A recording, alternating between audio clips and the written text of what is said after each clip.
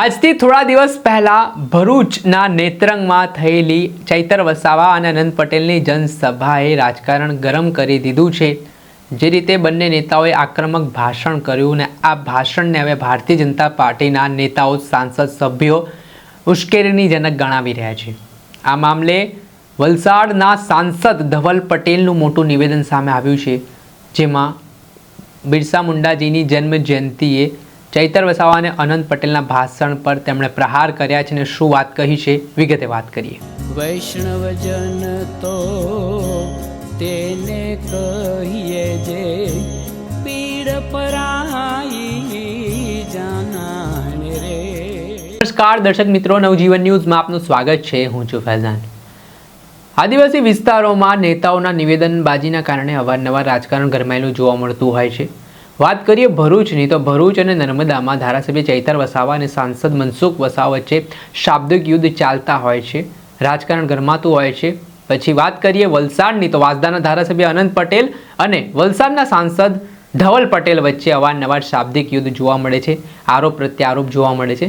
પરંતુ આજથી થોડાક દિવસ પહેલા ભગવાન બિરસા મુંડાની 150મી જન્મ જયંતિ ભરૂચના નેત્રંગ ખાતે જ્યારે ઉજવણી કરવામાં આવી રહી હતી, જેમાં ધારાસભ્ય ચૈતર વસાવા અને ધારાસભ્ય અનંત પટેલ એક મંચ પર જોવા મળ્યા હતા અને બંને દ્વારા આક્રમક ભાષણો કરવામાં આવ્યા હતા, જેમાં ધારાસભ્ય ચૈતર વસાવાએ આદિવાસી સમાજ પર થતા જે અત્યાચારો છે, જે અન્યાયો છે, તેને લઈને પ્રહાર કરવાની શરૂઆત કરી હતી, સરકારને ઉકેલી ફેંકવાની વાત કરી હતી।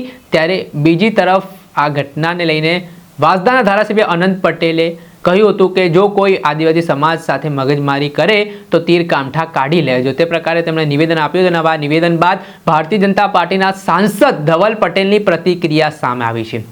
ધવલ પટેલે આ નિવેદન સામે પોતાનો રોષ વ્યક્ત કર્યો છે અને કહ્યું છે કે ધારાસભ્ય ચૈતર વસાવા અને અનંત પટેલના આ ભાષણો આદિવાસી સમાજને ઉશ્કેરે તે પ્રકારના છે। એટલું જ નહીં, તેમણે ત્યાં સુધીના આરોપો કર્યા છે કે અનંત પટેલ અને ચૈતર વસાવા છે તે આદિવાસી સમાજના યુવાનોને ગેરમાર્ગે દોરી રહ્યા છે। પહેલા તો સાંભળો શું કહી રહ્યા છે સાંસદ ધવલ પટેલ।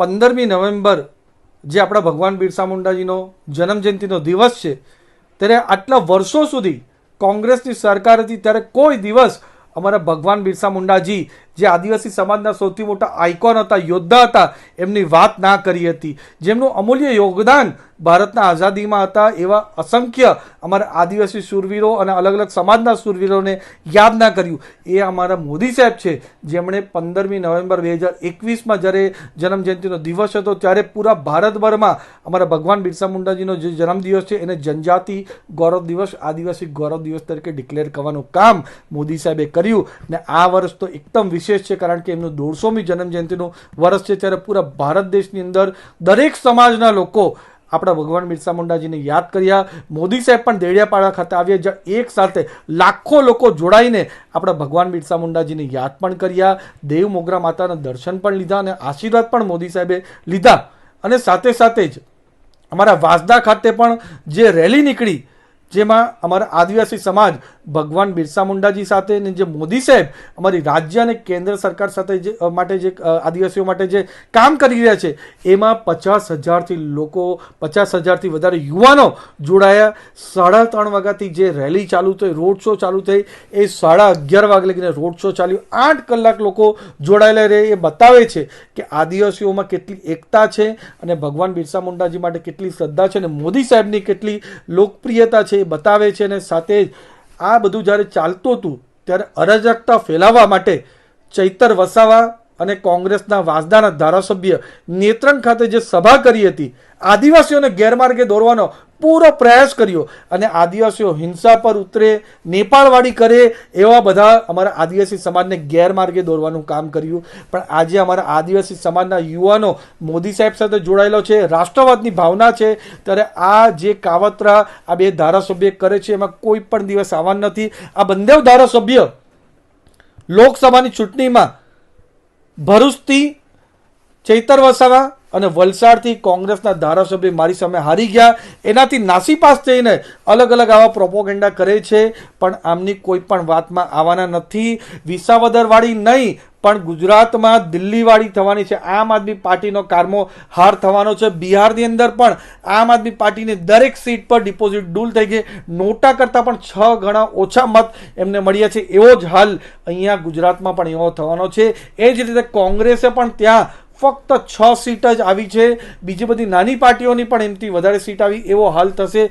જ્યાર લગીને કોંગ્રેસ અને આમ આદમી પાર્ટી અમારા આદિવાસી સમાજને, દરેક સમાજને ગુમરાહ કરશે, ત્યાર લગીને લોકો એમની સાથે જોડાવાના નથી.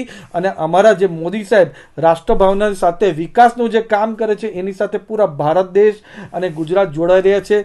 જ્યાર લગીને અમારા જેવા આદિવાસી યુવાનો છે, ત્યાર લગીને ચૈતર વસાવા હોય કે કોંગ્રેસના ધારાસભ્યો હોય, જે સપના જોઈ રહ્યા છે કે અમારા આદિવાસી સમાજને ગેરમાર્ગે દોરશે અને આદિવાસી સમાજને હિંસા ફેલાવશે, એવું કોઈ પણ દિવસ થશે નહીં. આદિવાસી સમાજ અમારી રીતે પૂરેપૂરો છે ને આવી રીતે કોઈ પણ ધમકી આપશે તો ધવલ પટેલ છાતી ટોકીને આ બંને ધારાસભ્ય સામે હાજર રહેશે. હવે સાંસદ ધવલ પટેલની આજે મોટી પ્રતિક્રિયા સામે આવી છે, તેના કારણે રાજકારણ તેજ બન્યું છે. આરોપ પ્રત્યારોપનો દોર ચાલી રહ્યો છે અને અવારનવાર સાંસદ મનસુખ વસાવા હોય કે સાંસદ ધવલ પટેલ હોય તે ધારાસભ્ય ચૈતર વસાવા અને અનંત પટેલ પર આરોપ કરી ચૂક્યા છે કે આદિવાસી સમાજને આવી રીતે ઉશ્કેરણીજનક ભાષણ આપીને ગેરમાર્ગે દોરવાનું કામ છે આ ધારાસભ્યો કરી રહ્યા છે. તેને લઈને હવે આગામી સમયમાં આદિવાસી સમાજના યુવાનો શું માની રહ્યા છે તેના પર બધી વસ્તુનો દારોમદાર છે. દર્શક મિત્રો, આવા જ નવા વિડીયો સાથે માહિતગાર કરતા રહીશું. આવા જ વિડીયો જોવા માટે નવજીવન ન્યૂઝને લાઈક કરી લો, સબસ્ક્રાઇબ કરી લો અને શેર કરવાનું ભૂલતા નહીં. વૈષ્ણવજન તો તેને કહીએ જે પીડ પરાઈ જાના.